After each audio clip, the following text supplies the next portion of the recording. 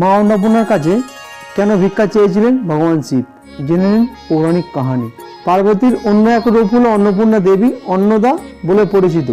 অন্ন কথা অর্থ হলো ধান, আর পূর্ণা কথা অর্থ হলো পুণ্য, অর্থাৎ যিনি অন্নদাত্রী শক্তির অপরূপ হিসাবে হিন্দুদের মধ্যে বিরাজমান। মূলত দেবী ত্রিভুজা, তার দু হাতে অন্নপাত্র ও হাতা থাকে। দেবীর এক পাশে থাকে ভূমি ও অন্য পাশে থাকে শ্রী। হিন্দু নানান পুরাণ ও গ্রন্থে দেবী অন্নপূর্ণার উল্লেখ রয়েছে। নানান কাহিনীও আছে দেবী অন্নপূর্ণাকে নিয়ে।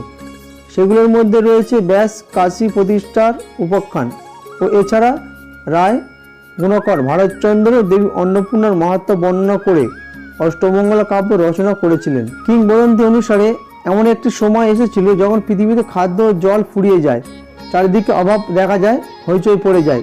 সেই সময় মানুষ ব্রহ্মা, বিষ্ণু ও শিবের পূজা করত।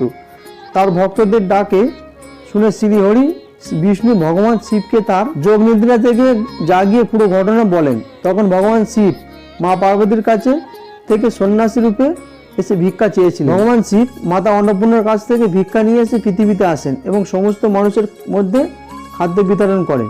তারপর থেকে পৃথিবীতে কখনো খাদ্য জলের অভাব হয়নি। সেই সময় থেকে সবাই মা অন্নপূর্ণার আরাধনা শুরু করেন। এটা বিশ্বাস করা হয় যে মা পার্বতী যখন অন্নপূর্ণা রূপে আবির্ভাবিত হয়েছিল তখন এই দিন ছিল মাঘ শীর্ষে পূর্ণিমা তিথি। তাই প্রতি বছর এই দিনটিকে অন্নপূর্ণা জয়ন্তী হিসেবে পালন করা হয়। শাস্ত্রের মতে বাড়ির রান্নাঘর পরিষ্কারের পাশাপাশি গ্যাস, চুলা ইত্যাদি পূজা করা হয় বলে বিশ্বাস করা হয়। এতে মা অন্নপূর্ণা প্রসন্ন হয় এবং বাড়িতে কখনো অন্নের অভাব হয় না এবং সমস্ত রোগ ও শোক দূরে থাকে। ধর্মীয় বিশ্বাস অনুসারে মা অন্নপূর্ণার রূপ ধারণ করেন মা পার্বতী সমস্ত জীবকে রক্ষা করেছিলেন। কাশীতে দেবী অন্নপূর্ণার বিখ্যাত মন্দির রয়েছে। সেখানে প্রতি বছর এই দিনটিতে দেবীর ধুমধাম করে পুজো করা হয় থাকে। এই মন্দির অন্নকূট উৎসব বিখ্যাত। এছাড়া হিন্দু ধর্মাবলম্বীদের কাছে এটি পুজো অতি প্রসিদ্ধ। প্লিজ বন্ধুরা, যদি ভিডিওটি ভালো লেগে থাকে তাহলে লাইক, শেয়ার ও সাবস্ক্রাইব করতে ভুলবেন না।